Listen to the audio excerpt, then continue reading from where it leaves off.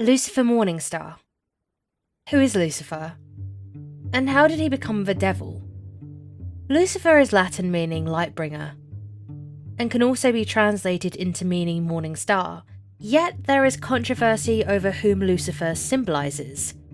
Based on the original translation from Old Greek and Hebrew texts, there is reason to believe that Jesus was named the morning star, and Lucifer the bringer of light or the light bringer. All of this will start to make more sense as we walk through the timeline of Lucifer the Archangel into Lucifer the Great Satan. The Romans saw Lucifer as a son of Aurora, the goddess of dawn, yet didn't give much thought beyond that. He wasn't a deity, archangel, or evil to them. He was simply Lucifer. Yet that all changed once he was officially linked to the planet Venus. Since all the planets had a god or goddess attached to them, Lucifer must be more than just a simple spirit. The Romans convinced Lucifer was more than a simple spirit, but an actual god and an angelic being. Now Lucifer, the angelic god, had more responsibilities. Aurora gave him the task of organising the stars and celestial bodies. With his new title and duties, he aligned all the stars in our solar system and made the last planet, Venus, his very own. AD, time of the Hebrews and the Old Testament. Adam and Eve's story is one that almost everyone knows. God had high hopes for Lucifer. He was a powerful archangel and loved above all the rest. He broke the main angelic rule: angels can only do God's will and nothing more. By sharing knowledge with Eve, who then shared it with Adam, maybe not in that order, I wasn't there, so I am just going off of the translations. The rules were violated. God was pissed off and told Adam and Eve to pack their bags. Lucifer was also told to pack up his stuff. They were all sent to Earth without their dinner, and told they could not come back from Earth until God sent Jesus a second time to get them. I am sure this is not the first time these three violated the rules. It is kind of like a parent saying to their kids, "If I have to tell you one more time, I'm going to turn this car around and we will all go home without ice cream." It was some serious stuff going on there. Obviously, God turned the car around, and the rest is history. Lucifer became the symbol representing everything evil and unjust, and Adam and Eve became the symbols of the first sins and the fall of humankind. Luciferianism is a step into separation and awakening. Luciferianism began with the idea that the Hebrews had it all wrong, and Lucifer was not Satan, nor the great evil, but a great guy and spiritual energy that stood from enlightenment, creation, creativity, and growth in one's life. They ruffled a few feathers when they stated that Lucifer was the true god over Jehovah himself. They probably should have kept that information all to themselves. And so we move forward into Freemasonry. Freemasons agreed with Luciferianism and continued to grow the spiritual practice by creating literature and documents around it. They took it a step further and created levels of instruction and learning that required years of practice. It is said that those who reach the highest levels are blessed with magic beyond their imagination. These levels are not documented anywhere and are only taught through memory and word of mouth. I bet you never knew that your grandpa's Freemason group was all about Lucifer. You learn something new every day. Now we move into the neopagans witches. Now we move into a more organised religious approach often practised by pagans and Wiccans.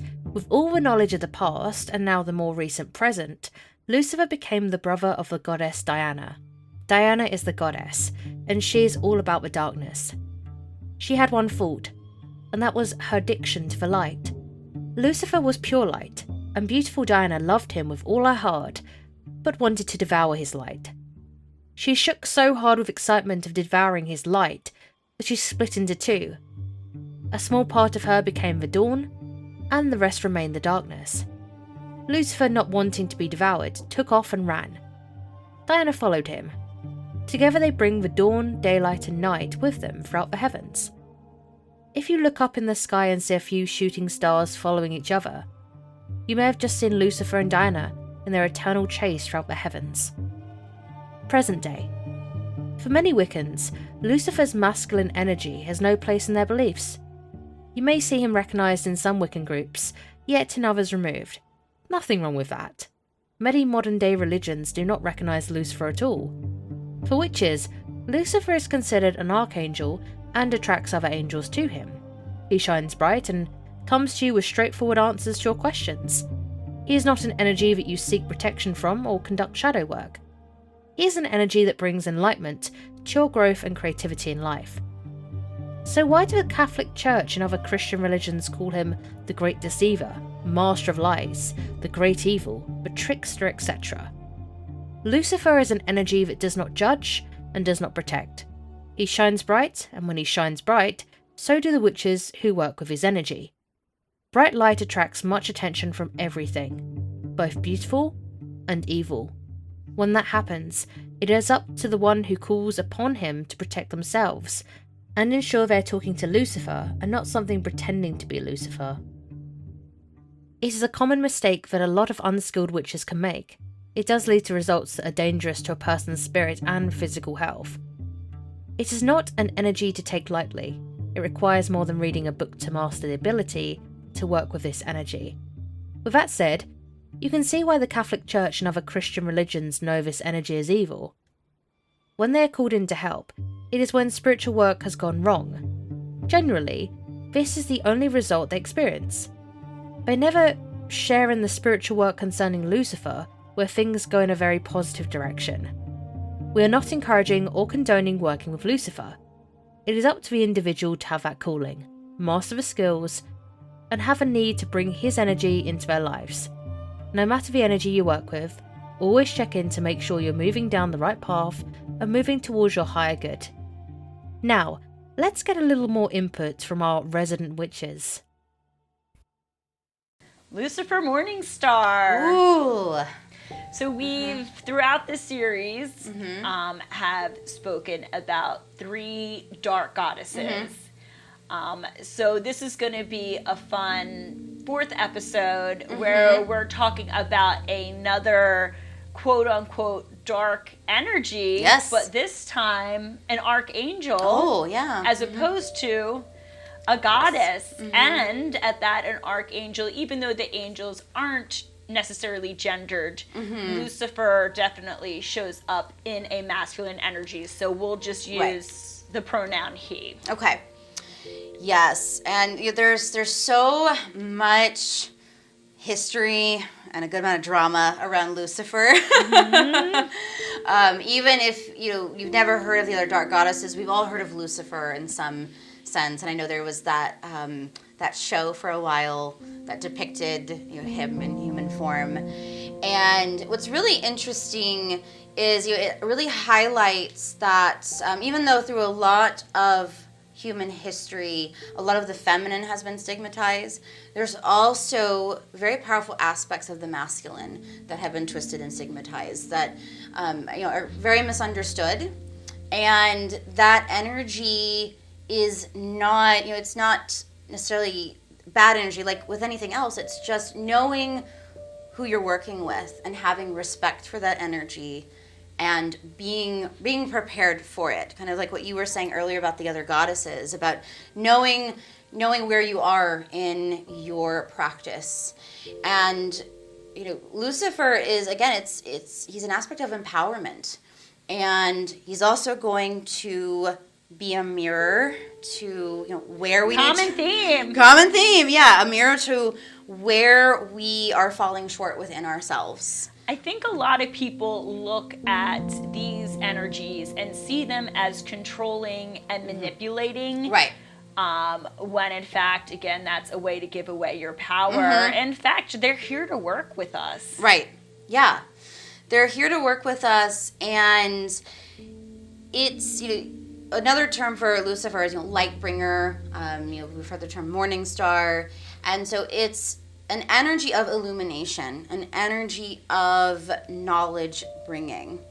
And, as long as we're working with that energy from a respectful place and from an embodied place. And, as you said, not giving away our power, it can be very, very helpful in, us navigating our lives, creating, taking back our power and using the healthy masculine energy for taking action, producing, manifesting, bringing into reality that which we want to create, that which has been, germinating in the darkness for us. Yeah, and Archangel Lucifer is definitely available to work with. One thing worth mentioning, it's not just Archangel Lucifer, it's any entity, spirit, deity, that comes with the responsibility of being a witch. If you're calling upon and you're working with any external energy, you have to do so in a way where you know how to call upon them so that you're not being tricked or manipulated, so that you're setting up protection. But it's also just the part of your ritual where you're making sure that you're connecting with the energy that you're trying to connect with. So I know with Lucifer, there's this idea of like, oh, well, you can be easily tricked. But you can also absolutely be easily tricked working with ancestors. Right, yeah.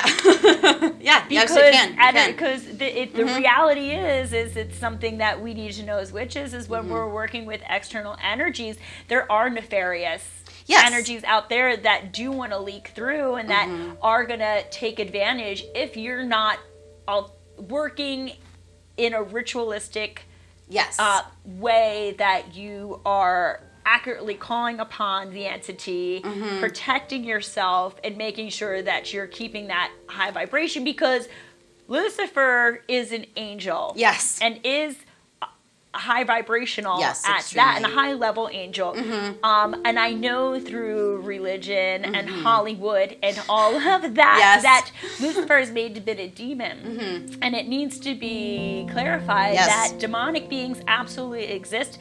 They are low vibrational beings, and the highest demon is going to be still lower than the lowest angel. But Lucifer's up there. So So so it brings us to this idea of like, why do we have this idea that Lucifer is evil? Why? And it goes along with the dark goddesses. Why are we fed this story or have this belief system that these entities are evil? And it goes to something that we've talked a lot about, which is the idea of dark. And black and shadow to be, or taboo, to be bad. And so something that we have had long conversations about is the idea that black magic is different from baneful magic. So black magic being working with the shadow, it's working with the waning moon cycles. So what are we releasing versus, working with the waxing? What are we calling in? It's protection spells. It's release spells. It's anything where we are kind of pushing away versus calling in. And so the idea that black magic is nefarious or baneful is wrong. The idea, and that corresponds with the idea that dark goddesses or, the idea of Lucifer, that they are evil or bad. No. They just kind of dark energy, a dark goddess or a more Lucifer type energy is going to just be that side of ourselves that's more hidden.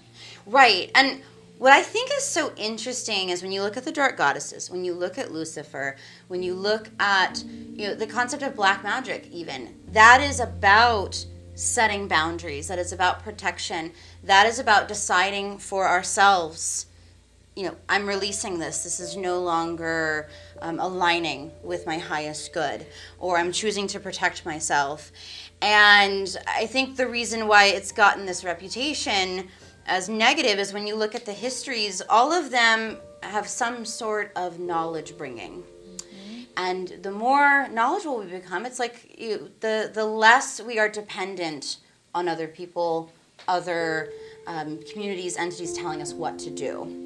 And so when we become more powerful within us, we're less easily controlled and less easily manipulated. And governments don't want that. Nope. I mean, religions don't want that. Right. And that's why you do really have to look at the religious impact of why witches are evil, why Lucifer is evil, while the dark Why women evil. are responsible for original sin. Right. You know that. Yes, well, that's a whole other Yeah, that's a whole nother thing. Season 3. Yeah.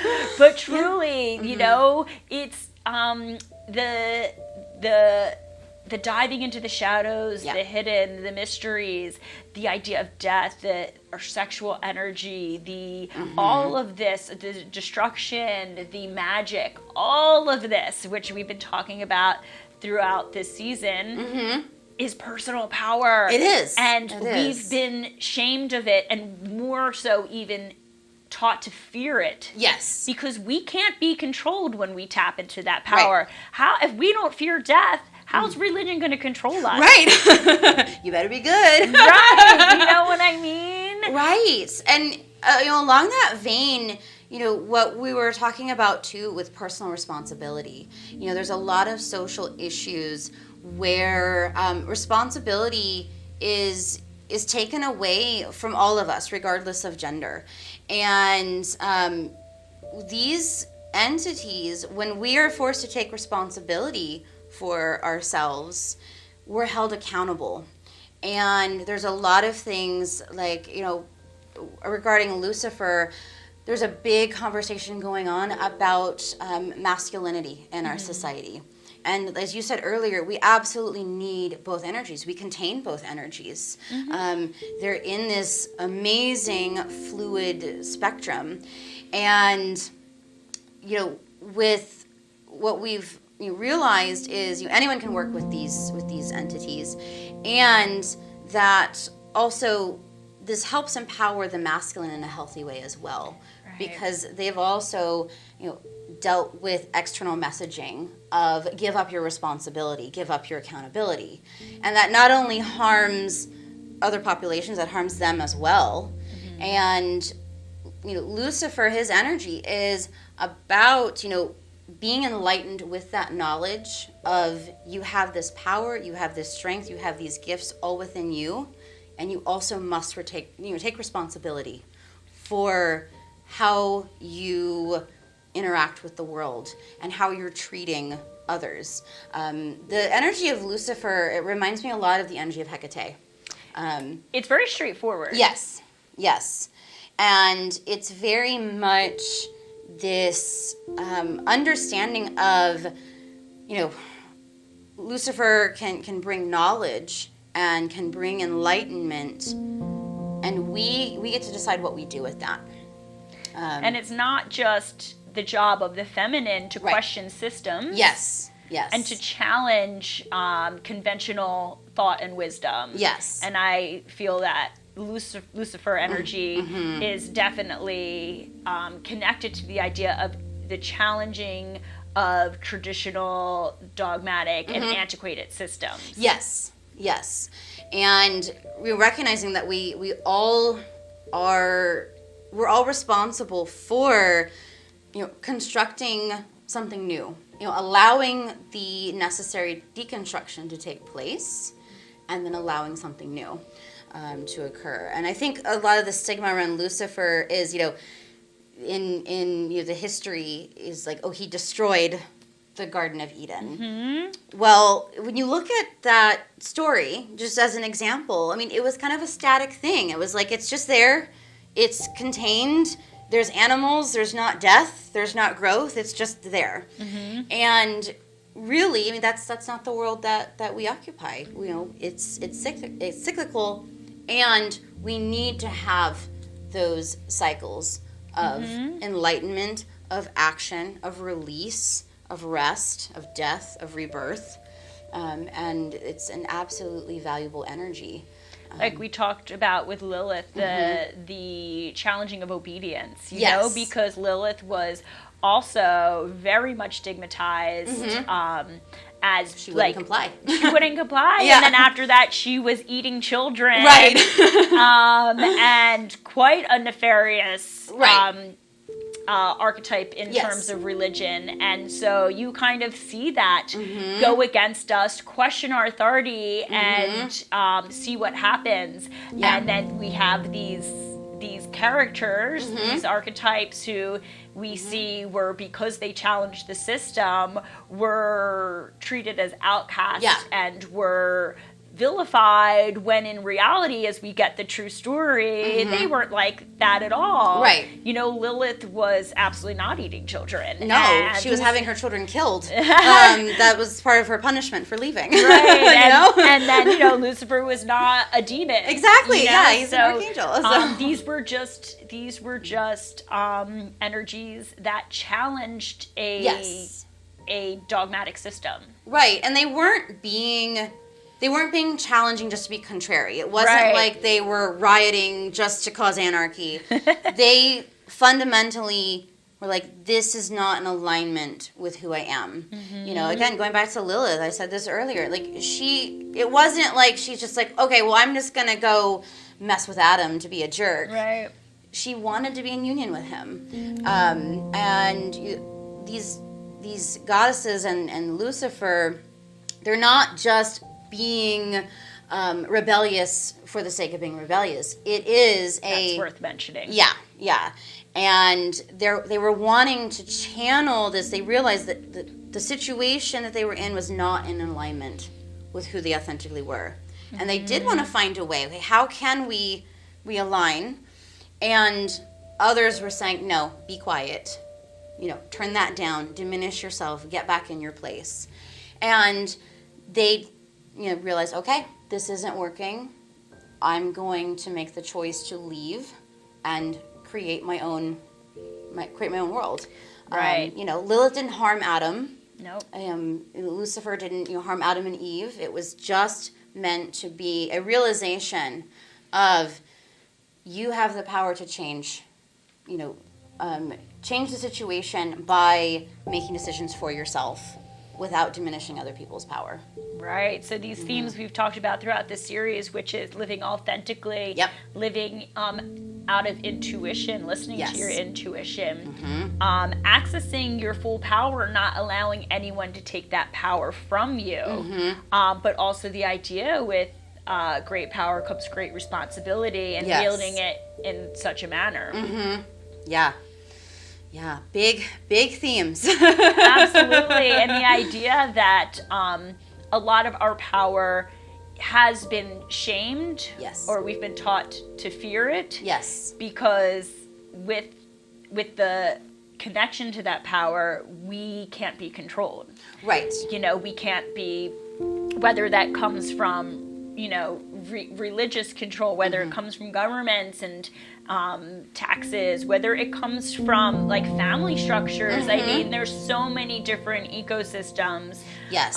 where we can apply this. This is not just witches versus religion, because Right. quite honestly, I know a lot of religious witches. Yeah, absolutely, And I me think too. they're fantastic. Yes. Even though I know we don't adhere to any religion, nor are we even Wiccan in that respect. But it's not an against. It's again, going back to that maturity, being able to really dive in and see, why have these characters been demonized? Right. Is it because they're really evil? Is it because they're a threat to established systems? Right. And is it to the benefit of those higher up or those in control? Is it a benefit for people to be living fully in their power, to be accessing this occult hidden knowledge, to be accessing their energetic power, to not feel victimized and actually show up for their own lives, to go into the shadow and see where, you know, they are being held back and how they can clear that as a way to move forward to larger manifestations. Yes. You know, as the witch, if you're not dealing in the dark, there is a huge chunk of your practice missing. The problem is that's been manipulated, and what I've seen in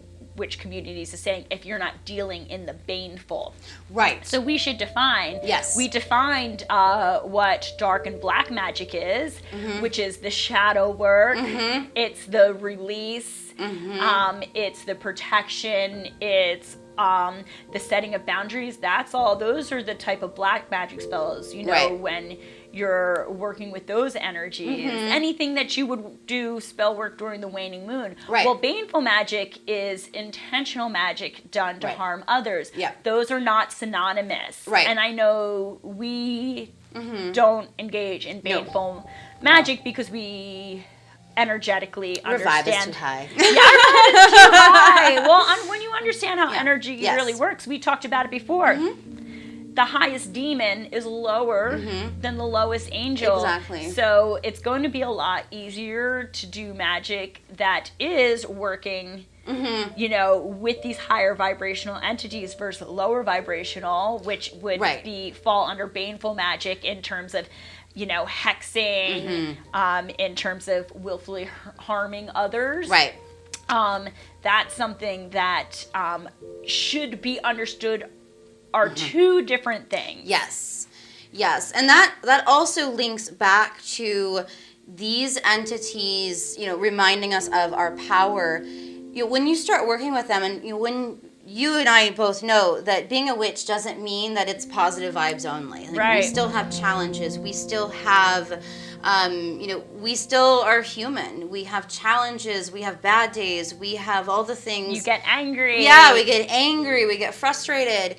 And, you know, what this reminds us is, like, there's so many social issues that, you know, you hear about what happens. And yes, we get angry. And, you know, there's things on different social medias. It's like, okay, we're going to hex this person. Or we're going to, you know.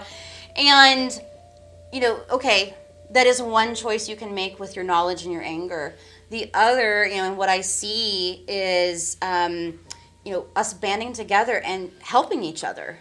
You know, one thing we talk about in our coven class here is be for something, right? Not exactly. against something, because energetically, like attracts like, right? And opposites repel. That we give intention to expands. Yeah. So if you are for social justice versus anti, say, racism, right? You're going to, when you're anti something, you attract more of that, like attracts like. Whether, you know, whether your intention is that or not. Yeah. But when you're for something, and these are just things that you learn as you become more deep into your studies. And I know a lot of people that do like to perform baneful magic, but they do like to work with demonic entities, and that's totally their choice, but that doesn't, but you can still practice black magic and not do any of that. Right. Right. You can simply be good at doing shadow work and doing a cord cutting ritual. Yes. That would be a form of black magic, and that's something that I know the Dark Goddess would absolutely love to work with you, or Lucifer would love to work with you on. It's just learning the responsibility of how to effectively work with these energies. That just comes with being committed to your craft. Right, right. And that includes, you know, one thing you talk about a lot that I love is you go over the basics of setting a protection circle and making sure that you are really strong in the setting those intentions and having the protections. And so that way, when you are working with these entities, if anything else wanders in, you are protected. Right, that's true. You know, and so that's just, I love whenever you go over that. You kind of cycle through that at different times throughout the year. And that's so important. It's such a good reminder. Yeah, you're a big advocate as well. Yes. So responsible witchcraft. Yes. You know, I hope that's something that people get from this series is not being spoon-fed certain stories, whether it's through religion, Hollywood. Yes. You know, because Hollywood's sensationalist. Oh, yes. Also, family. Yeah. You know, because from a lot of our older generations were taught to fear the idea of the witch, or the idea of that being something that's completely nefarious. And so start, you know, that's Lucifer right there. Question those established systems and find your own truth. Yeah, yeah. And that goes back to what you were saying about looking at where you're having shame. Because we have shame around a lot of things, not just sexuality, but... And fear. And fear. Lots of fear around... And there's healthy fear, I should say that. But then there's also is that rational fear? Go on. Right. Yeah. No. And that's so important to say because, fear is very important. It's a survival mechanism. Now, as you said, there is healthy fear. There's a tiger chasing me. Right. If your intuition, someone speaks and says, hey, something doesn't feel right about this person, this situation, that's very, very valuable. So that's your intuitive, yes. Even sometimes psychic awareness kicking in and right. being like, run. Yeah. And when we do the embodiment work, that also helps us. I talk about this with my students a lot, especially in somatic alchemy, that when you are doing the embodiment work, and especially after I started working with Lilith, because she is so much about embodiment, is you start to learn the difference between rational fear and that anxiety-induced fear. Should you fear sexuality? Should you fear death? Right. Is there different ways to approach this? Should you just fear endings and cycles? Yeah. I think that everything we've talked about this series does require a more mature perspective, but I trust that everyone tuning in is ready to take that that next step and that personal responsibility and start questioning systems, start taking their own personal responsibility, diving deeper into their magic and recognizing that their sexual nature and their desires is inherently connected to their magic, and not fearing the shadow. Right. Yeah. And one thing I do want to point out is with taking responsibility, going back to plugging in the astrology, part of what all this is about is when you take responsibility, the rewards become so much greater. What you're capable of becomes so much greater. And, what all of these entities symbolize, and what we've talked about is as our journey has deepened, we've accomplished things that 10 years ago we would have felt like there's no way I can do that. I'm just this one person, and now we're like, oh, okay.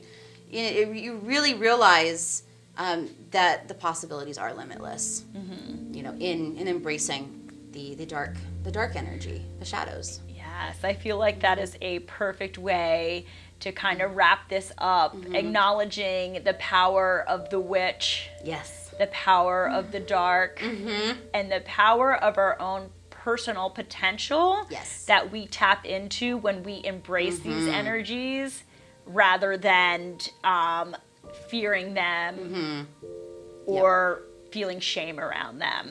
And it's deep work, but it's rewarding work. And I know we didn't stick a lot to Lucifer in this talk, but definitely an amazing figure to learn about. And also to see that this energy isn't just present within the dark goddess, but that there's also masculine versions of this energy that is worth learning more about. So do you have anything you want to add? Oh, you've summed it up so well. I guess the only thing I would add is, what highlighted this for me was seeing that both energies, the masculine and the feminine, we have empowerment work to do on both sides, and just the rewards from taking that responsibility are going to be incredible for the world that we're creating going forward. So hopefully this inspires witches to live more fully in their power, and I hope everyone checks out all of the episodes of this series because they do all tie together. So absolutely. So great speaking with you and getting your insight. Likewise. Thank you. Power to the witches. Not all is frightful and bone-chilling, my dears. I do have tales to amuse and tickle the funny bone. And for those who do not possess bones, I apologize if I offend. This tale is called Answers. Aurora woke, as she always did, day after day, bringing the dawn. A few hours later, she would walk to Lucifer's room to wake him, bringing the daylight. The morning ritual ended with Lucifer's sister, Diana, finally waking up to bring the night. "Lucifer, did you align the planets like I asked?" "Yes, Mother," came the reply from Lucifer. "Then why do I hear of planet Pluto being degraded from a planet to a simple celestial object?" Aurora was constantly checking up on her children, ensuring they took care of their daily duties. "Nothing to worry about, Mum. Just a few humans doing what humans do. It will pass."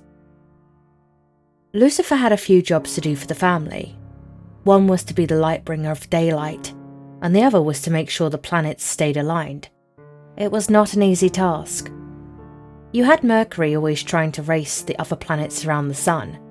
Venus was a huge distraction to Lucifer. Of course, Mars was always angry and constantly complaining about the other planets. There was never a peaceful moment with these three. With a vast sigh, Lucifer sat down to dinner. It was the end of his day. His mother Aurora sat quietly, which was never a good sign. She finally broke the silence with a new ask from her son. "Lucifer, tomorrow I'm giving you an additional task. I want you to go down to Earth and to answer questions. The gods are getting overwhelmed and need some extra support.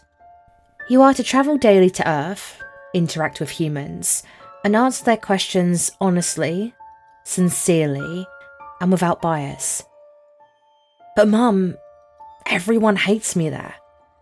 Half the planet thinks I'm evil, and the other half believes I bring them bad mojo." Aurora stood up and looked directly down at Lucifer. "I don't want to hear anything about evil or bad mojo. You will do as I asked starting tomorrow." Lucifer was distraught that night and had a hard time sleeping. How could he do what his mother asked with so much hatred and distrust from the Earthlings? The morning came sooner than Lucifer liked. He did his duty, bringing the daylight before packing a lunch and heading down to the planet. He first appeared in New York and settled down at an outdoor cafe. Lucifer was easy on the eyes. He had a chiseled and robust chin, blue eyes, wavy reddish hair blended into a light blonde hue. His clothes were conservative, yet greatly emphasized his muscular build. It was a body only a god could possess. He was indeed a magnificent creature. A waitress appeared from the cafe, and Lucifer ordered a green tea. Lucifer engaged the waitress. "May I ask your name?" She looked down at him and pointed at her name tag. "Ah, Jen. That is a beautiful name. May I ask how long you've worked here?" Not taking much interest, Jen responded with a quick reply. 3 years. Can I have your name for the order?" He smiled. "My name is Lucifer." Jen chuckled to herself. "Alright, buddy, whatever. Lucifer it is." She walked off to fulfill his order. Lucifer thought she was quite a rude person and should not be in the service industry. The following person Lucifer met was a woman standing in a subway station, waiting for the next train to arrive. They started a conversation and entered the train together, still engaging in conversation. When the woman sat down, Lucifer noticed a silver cross with the Christ on it come loose from her blouse. It dangled for only a moment before it came back to its resting spot beneath her neck. Lucifer complimented the lady. "Oh, what a lovely necklace. Are you Catholic or Christian?" The lady smiled. "I'm Catholic, and yourself?" "I am neither. I am a god." The lady chuckled to herself. "Then I must be a goddess." Lucifer chuckled as well. "That would be unwise to consider yourself a goddess. You don't possess the credentials." With that, she became uncomfortable and insulted. "So what credentials do you have to call yourself a god?" she growled. Lucifer's smile increased as he explained his mother's position in the heavens and about his sister and the other gods. Then he asked her if she had any questions that he could answer. "And who are you to answer my questions?" she said. "Well, Lucifer, of course." With that, the lady stood up and called over a police officer. "Officer, this man thinks he is Lucifer and bothering me." The officer looked Lucifer up and down. "Sir, can I see your ID?" "Your ID, sir?" Lucifer looked around him and saw everyone in the car staring. "Sir, I have no idea what you're speaking of. I have no ID." The police officer spoke into his radio. "I got one here. Going to need a pickup at the next station. Sir, please turn around. I'm placing you under arrest for harassment." Lucifer was taken to a local precinct, where he was booked on a misdemeanor and locked up. After a few hours, an officer arrived to give him a meal and water. Lucifer decided to give the question and answer approach another try. It only took a few minutes for the officer to respond. "Look, buddy, you are already in a lot of trouble. Claiming you are Lucifer is just going to make things worse. Why don't you sleep it off? The judge will see you tomorrow. You can talk to him about all this." The night was slowly being replaced by the dawn, and Lucifer's daily task was approaching. With a wink of his eye, he vanished from the jail cell and appeared in the heavens to bring the daylight. Lucifer sat at the breakfast table, tired and quiet. "How was your first day on the planet?" Aurora asked of her son. "Not that great, Mum. No one would listen to me. And almost every person I met was quite aggressive and would not give me a chance to help them." Aurora leaned back in her chair and took stock of her son, as any mother would do. "Lucifer, it was only your first day. Over time, some will come to know you and trust you. They will see your gifts for what they are, helpful, honest and true." With that, Lucifer finished his breakfast and prepared himself for another day on Earth. Poor defeated Lucifer. He is a god only a mother could love. As you can see, even a god can have a bad day. Yet what we do with those bad days is what makes us stronger, respected, and trusted. This has been a series of witches.